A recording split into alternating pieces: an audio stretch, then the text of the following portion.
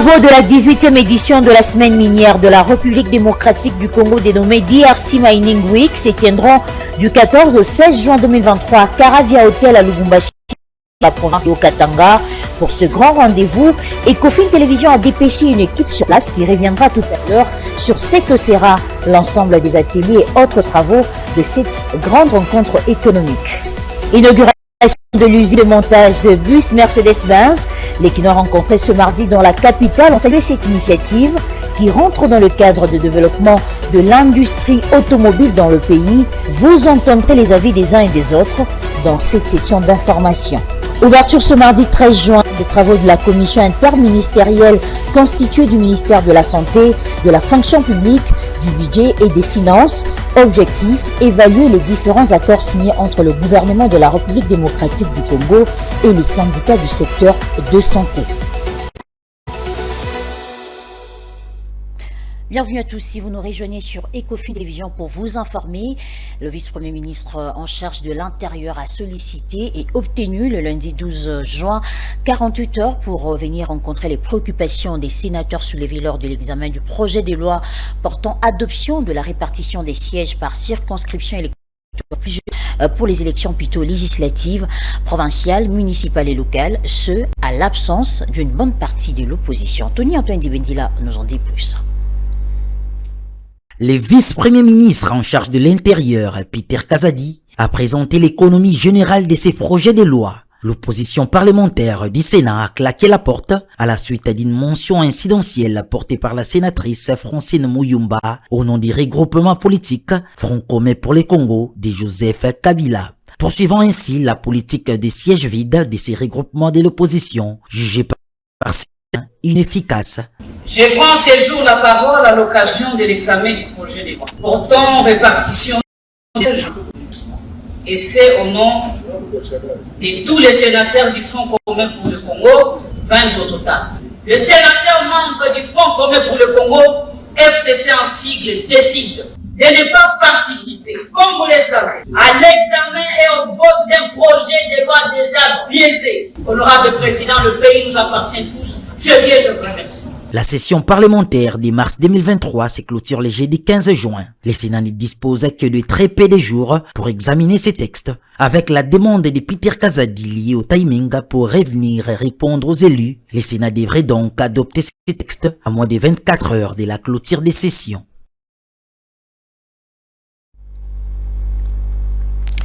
Le vice-premier ministre de l'Intérieur et Sécurité prendra part le 15 juin prochain à Kampala, en Ouganda, à la réunion interministérielle sur les réponses à apporter aux questions des réfugiés en Afrique de l'Est, dans la Corne de l'Afrique et dans la région des Grands Lacs. Grâce Louyanga pour le reportage. Cette invitation à la participation à ces assises, Peter Kazadi l'a reçue de main du chargé d'affaires de l'ambassade de l'Ouganda en République démocratique du Congo, Matata Tsoha. Au sorti des échanges avec le membre du gouvernement congolais, l'émissaire de l'Ouganda a noté l'importance de cette réunion pour discuter autour des solutions durables en faveur d'environ 5 millions de réfugiés présents dans le pays concerné par la rencontre. Thank you. I am Ambassador Matata Tsoha. Mon nom c'est Ambassadeur Matata Tsoha, le chargé d'affaires AI de l'ambassade de l'Ouganda en RDC. J'ai rendu visite à son Excellence pour lui remettre une invitation pour une réunion concernant la question des réfugiés en Afrique de l'Est, dans la Corne de l'Afrique et dans le Grand Lac. La réunion va commencer demain au niveau d'experts et la réunion ministérielle débutera le 15. Donc il s'agit d'une réunion de haut niveau, une réunion ministérielle de haut niveau, afin de plancher sur des solutions durables sur la question des réfugiés dans la Corne de l'Afrique, dans l'Afrique de l'Est et dans la région des Grands Lacs de l'Ouganda. Il était très positif. Il m'a remercié de ma visite et pour lui avoir transmis l'invitation et de prendre les dispositions pour les déplacements des experts congolais. Cette prochaine rencontre est l'initiative de la communauté des États de l'Afrique de l'Est, de l'autorité intergouvernementale pour le développement et de la conférence internationale sur la région de Grand Lac. Au cours de la dernière réunion du Le vice-premier ministre en charge de l'économie nationale a soumis au Conseil le dossier relatif aux options visant une solution durable à certains problèmes de délivrance des documents relevant de l'autorité de l'État par le tel des monnaies de la Banque centrale du Congo. C'est les Suite à la recommandation du président de la République faite au gouvernement lors de la 72e réunion du Conseil des ministres tenue le 7 octobre 2022, le vice-premier ministre, ministre de l'économie nationale, a présenté au Conseil le dossier relatif aux options visant une solution durable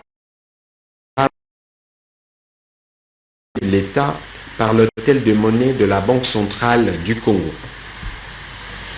Sur le plan juridique, la stratégie prévoit la prise d'un décret du Premier ministre conférant au marché de sécurité de l'État la qualité des marchés spéciaux d'intérêt stratégique. Du point de vue technique, il sera question de renforcer et de renouveler les équipements de l'hôtel de monnaie pour lui permettre d'augmenter sa capacité de production et de diversifier les documents de sécurité produits. Au plan financier, les budgets y relatifs devra être prise en charge autant que l'appui du gouvernement au titre d'investissement pour les documents identitaires. Présentant les plans d'affaires y relatifs, le vice-premier ministre, ministre de l'économie nationale, a d'abord expliqué la politique commerciale. Il a ensuite motivé les investissements et des réorganisations prévues pour cette fin. Il a précisé que le but poursuivi par le gouvernement et de rétablir l'hôtel de monnaie dans son rôle d'imprimerie de sécurité chargé de produire des documents régaliens dûment sécurisés et authentifiables, gage de la souveraineté nationale et de contribuer à l'encadrement des recettes publiques moyennant des actes générateurs paraît contre la falsification et la contrefaçon. Dans un autre chapitre, le ministre de la Jeunesse et Initiation à la nouvelle citoyenneté a été reçu le lundi par son collègue de l'enseignement primaire, secondaire et technique, Tony Mwaba. Objectif, remettre au patron de l'EPST le guide et programme d'éducation à la nouvelle citoyenneté pour la formation des citoyens actifs, responsables et positifs. Regardez. Élaboré par une commission interministérielle, ces guides comportent principalement les matières liées au changement des mentalités, au patriotisme, civisme et à la nouvelle citoyenneté. Noël, c'est le guide à l'initiation à la nouvelle citoyenneté qui a en son sein pratiquement tout le programme qui est subdivisé en deux volets. Il y a un volet qui est pratiquement lié au secteur de l'éducation formelle, comme je l'ai dit, mais également il y a le module de formation qui va nous aider à pouvoir former nos enseignants qui ont déjà des connaissances. Ces documents qui visent à susciter aux apprenants congolais l'essence du patriotisme comportent également un volet destiné à la formation des formateurs. À cet effet, Tony Mwaba en trouve une opportunité de doter les secteurs de l'enseignement national d'un contenu pédagogique fixant les nouveaux profils d'hommes congolais. Parlons dans notre pays de l'initiation à la nouvelle citoyenneté. Il fallait donner un contenu pédagogique de manière à ce que tous nos élèves, les étudiants, ça part du niveau primaire, secondaire, institut supérieur et universitaire, donner un programme pédagogique aux différents programmes de cours et de formation, de manière à ce que au niveau de tous les cycles, nous puissions avoir un nouveau type, un nouveau citoyen congolais. Notons que les notions du civisme sont essentielles pour le développement d'une société. Je l'ai dit tantôt, la 18e édition de la semaine minière de la République démocratique du Congo, dénommée DRC Mining Week, va se tenir du 14 au 16 juin 2023 à Caravia Hotel à Lubumbashi dans la province du Haut-Katanga. Ce grand rendez-vous rassemblera plusieurs acteurs du secteur minier, mais aussi des banquiers. Les détails avec Fulgence Milaï. La semaine minière de la République démocratique du Congo, aussi appelée DRC Mining Week, est un forum économique qui constitue un lieu de rencontre des acteurs miniers et des décideurs influents en RDC, mais aussi dans la Copperbelt. Lors de ces assises, il est prévu Des ateliers techniques gratuits, plus de 6 pavillons internationaux, des expositions à guichets fermés et commandités, des conférences à guichets fermés, une exposition plus grande avec un chapiteau capable d'accueillir plus de 1200 participants. Cette semaine minière a réuni de centaines de personnes, parmi lesquelles les miniers, les investisseurs, les jeunes entrepreneurs, les banquiers et la Fédération des entreprises du Congo, FEC, du Haut-Katanga et autres experts en la matière. Au cours de cette semaine minière de la RDC, les opérateurs de ces secteurs vont échanger notamment sur la question de la sous-traitance dans les secteurs miniers et autres sujets portant sur les investissements en RDC. Pour cette grande messe du secteur minier en République démocratique du Congo, qu'est la semaine minière qui débute dans moins de 24 heures, Économie et Finances Télévision a dépêché une équipe à Lubumbashi. Sera à l'ensemble des ateliers et autres travaux de cette grande rencontre économique. Suivez. Nous sommes à Lubumbashi dans la province du Haut-Katanga. C'est ici au Pullman Grand Caravia Hotel qui va se tenir l'édition 2023, comme toutes les années d'ailleurs, de la DRC Mining Week, cette semaine minière qui réunit les opérateurs miniers de la République démocratique du Congo et de toute la chaîne du Copperbelt. Je m'en vais très vite vous présenter l'agenda de la première journée, donc de ce mercredi. Ça sera donc une journée consacrée au discours inaugural. Tout d'abord, le message de bienvenue de David Ashdown, directeur général des VUCA, qui est en fait une entreprise sud-africaine qui organise ses assises ici en République démocratique du Congo. Il sera suivi par Louis Vatoum, président de la Chambre des mines de la République démocratique du Congo. Le gouverneur du Haut-Katanga, Jacques Kiaboula, prendra également la parole au cours de ces assises. En fait, ensuite suivra le mot du directeur général des Standard Bank, qui est en fait la banque qui sponsorise la session inaugurale de la DRC Mining Week. Et puis le discours, bien entendu, de la ministre congolaise en charge des mines, Antoine Samba Kalambay, qui est très attendu ici au DRC Mining Week par les acteurs miniers, avec notamment les différentes réformes qu'amorce le gouvernement de la RDC dans ce secteur, avec aussi le thème justement de ces assises, c'est connaître les victoires, les aboutissements des parties prenantes, ce qui va constituer en quelque sorte une sorte de révisitation des recommandations qui ont été justement adoptées lors de l'édition précédente.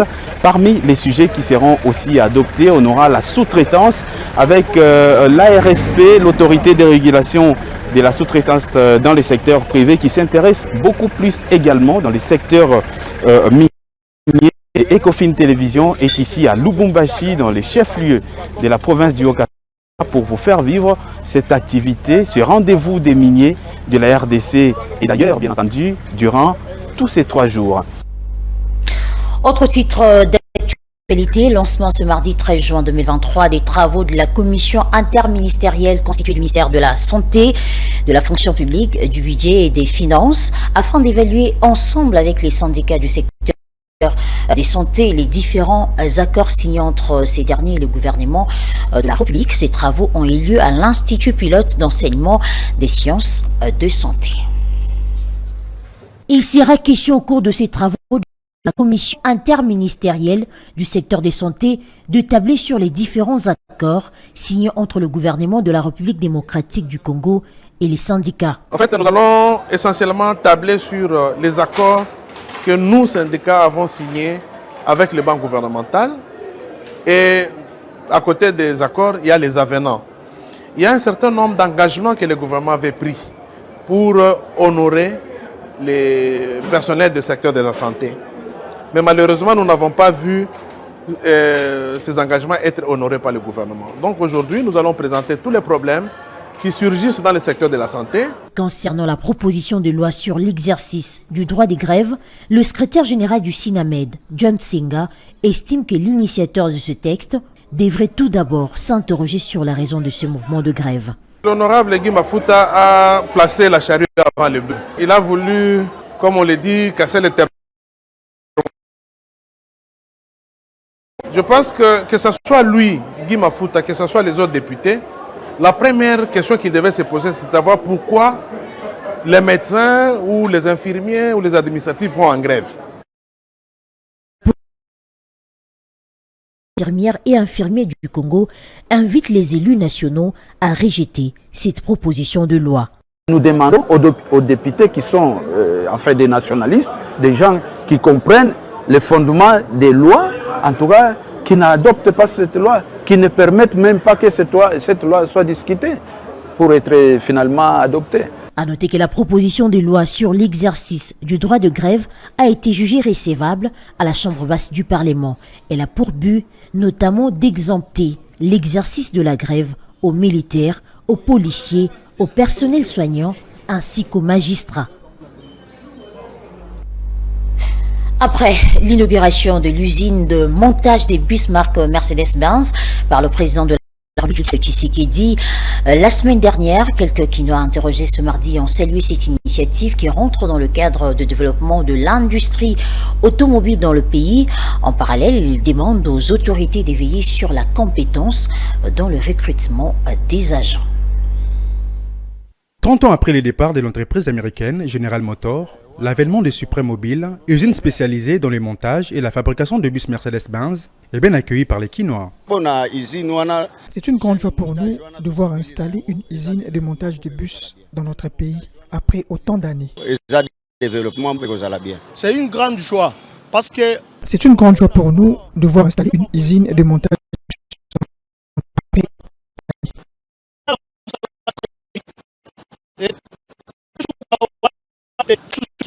Cependant, ce dernier exige la mise en place des critères objectifs pour le recrutement des agents. En tant que jeune, nazo s'attendre plus à ce que même le recrutement et ça Je m'attends à ce que le recrutement de notre pays se fasse avec beaucoup plus d'impartialité, car on a l'habitude de recruter selon les clivages politiques. Il y a quelqu'un à l'intérieur, Azo soit plus bateau, il y a famille à Bango. L'effectif retenu des agents est insignifiant. Encore faut-il s'interroger sur les critères de ces recrutements.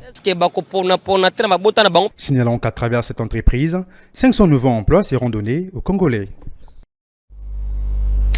La vente de véhicules d'occasion dans la ville-province de Kinshasa est devenue depuis un certain temps florissante. Cette prolifération des points de vente de ces véhicules de seconde main dans la capitale laisse croire que ce business est rentable malgré quelques difficultés liées aux taxes et à la douane.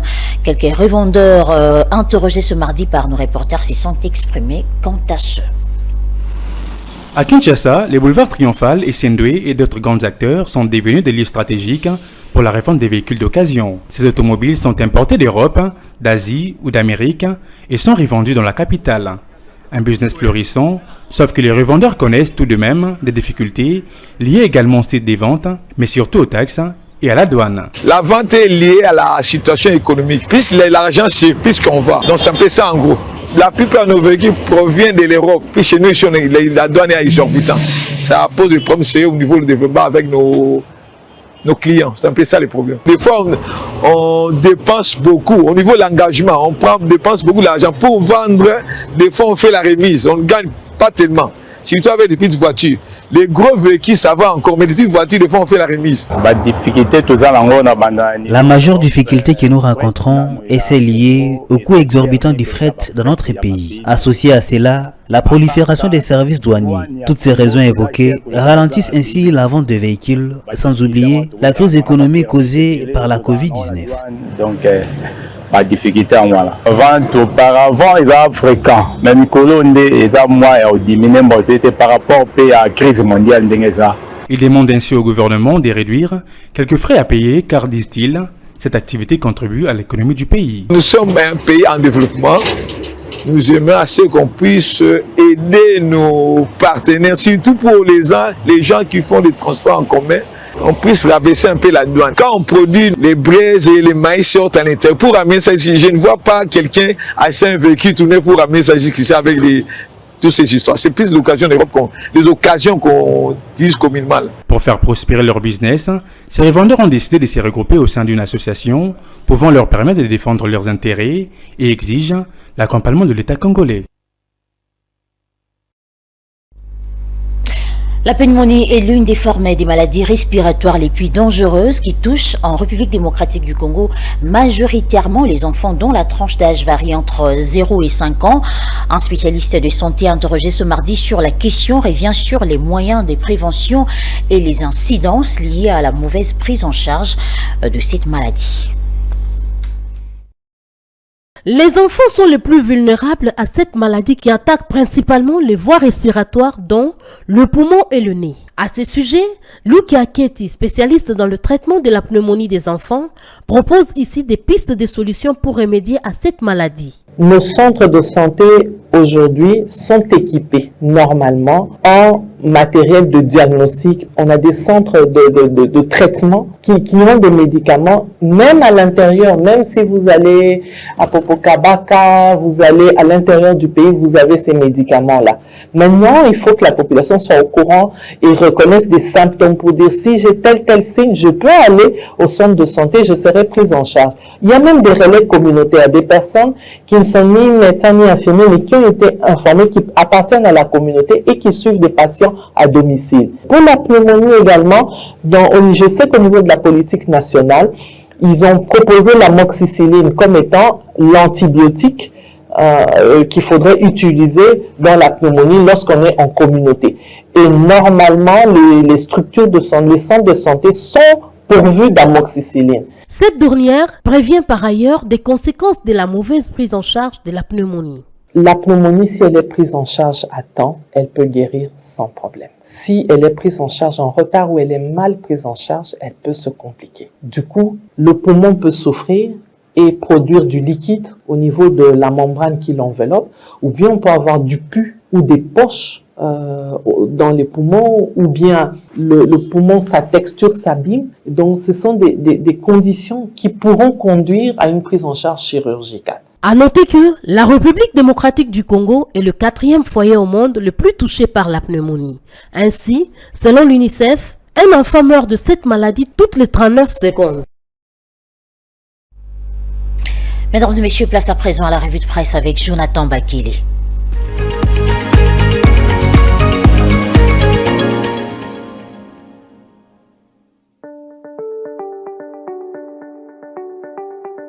Bienvenue à tous et à toutes dans cette revue de presse économique sur Ecofin Télévision. Ouvrons le champ avec l'agence congolaise de presse qui titre « Le prix du cobalt en baisse sur le marché international ». Le journal écrit « Le prix du cobalt connaît une baisse sur le marché international au cours de la période du 12 au 17 juin 2023. Le prix du cobalt se négocie à 28 838 $ américains contre 29 239 $ américains la tonne. L'étain la même période sur le marché international, précisent les confrères. Par ailleurs, poursuit le journal, la Commission nationale du mercurial des prix du ministère du Commerce extérieur a également fait savoir que le prix du cacao reste stable sur le marché international au cours de la période du 12 au 17 juin 2023, en se négociant respectivement à 1,64 $ américains les kilogrammes. Les trésors publics encaissent 15 millions de dollars américains les bons du trésor. Le confrère écrit « Le gouvernement de la République démocratique du Congo a encaissé près de 15 millions de dollars américains, soit 30 milliards de francs congolais, mardi 6 juin dernier, grâce à l'émission des obligations du trésor indexé, ce qui a indiqué un communiqué du ministère des Finances. » Selon la même source, un soumissionnaire a été servi au prix limité accepté de 96,50% avec un pourcentage adjugé au prix limité accepté de 100%. Le journal poursuit, le gouvernement de la République démocratique du Congo a lancé une adjudication des obligations du trésor indexé sur le marché financier local de près de 60 milliards de francs congolais. Les confrères soulignent, le gouvernement à travers le ministère des Finances compte élevé sur le marché financier 60 milliards de francs congolais. À cet effet, les soumissionnaires intéressés par cette opération au profit du trésor public sont attendus au siège de la Banque centrale du Congo. Poursuivons cette revue de presse avec la prospérité qui titre à sa 12e page « La délivrance des cartes d'identité s'annonce bientôt ». Le journal note « Le gouvernement de la République démocratique du Congo est de plus en plus déterminé à doter le pays du fichier général de la population à travers les opérations d'identification et des recensements conformément à son programme d'action 2021-2023 et selon la vision du chef de l'État Félix-Antoine Tshisekedi Tshilombo. C'est dans cette optique, renchérit le journal, que le Premier ministre Jean-Michel Samalo Kondé a présidé jeudi dernier la cérémonie de signature officielle du protocole d'accord entre la Commission électorale nationale indépendante, l'Office national d'identification de la population ONIP et l'Institut national de la statistique INES. Ce protocole d'accord est relatif au transfert des dispositifs d'enrôlement, des données cartographiques et du matériel de collecte par la CENI aux deux autres institutions appelées à poursuivre dans le cadre de la mutualisation des opérations d'identification et des recensements généraux de la population, ce qui ouvre la voie à la délivrance bientôt des cartes d'identité nationales au Congolais. Fin de cette revue de presse économique sur Ecofin Télévision. Mesdames et messieurs, merci de votre attention.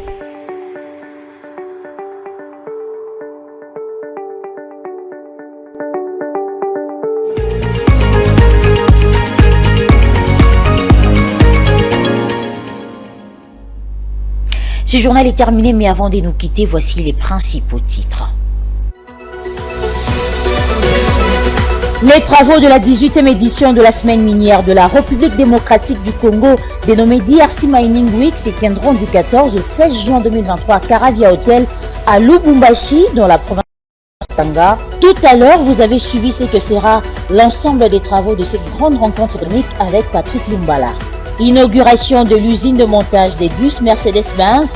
Les qui nous ont rencontrés ce mardi dans la capitale ont salué cette initiative qui rentre dans le cadre du développement de l'industrie haute dans le pays. Dans ce journal, vous avez suivi les avis des uns et des autres. Ouverture ce mardi 13 juin des travaux de la commission interministérielle constituée du ministère de la Santé, de la fonction publique, du budget et des finances. Objectif, évaluer les différents accords signés entre le gouvernement de la République démocratique du Congo et les syndicats du secteur de santé. Et voilà, vous avez certainement compris que nous sommes arrivés à la fin de cette session d'information, mesdames et messieurs. Merci à vous de l'avoir suivi. Suivez-nous également sur nos plateformes YouTube, Facebook, Instagram et surtout TikTok.